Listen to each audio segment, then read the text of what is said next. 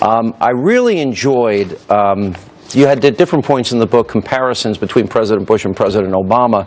You said it's difficult to imagine two more different men than George Bush and Barack Obama, and you had fewer issues with Bush, obviously. But you also talked about some similarities here, and you talked about, from early on, President Obama desiring to win re-election.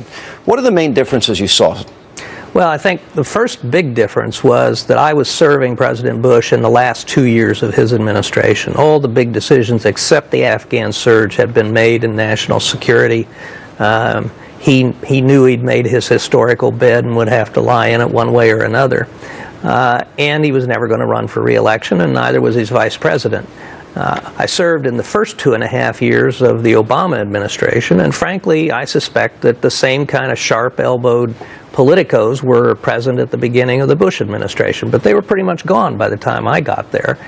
So domestic politics, what I describe in the book as domestic politics, were a factor in every discussion of major foreign policy issues, and the thing I give President Obama credit for is that on several of these issues, like the surge in Afghanistan, he actually went against the political advice of all of his White House political advisors and the vice president. Yeah, but it is interesting as I read the differences that you have between them here, stylistically, how Bush, you felt, was more comfortable around the military, where you didn't get the same sense that President Obama was comfortable around military leaders. Yeah, he was, the way I describe it in the book is he was always respectful. He always gave them military leaders as much time as they wanted, listened carefully, was never nasty to them.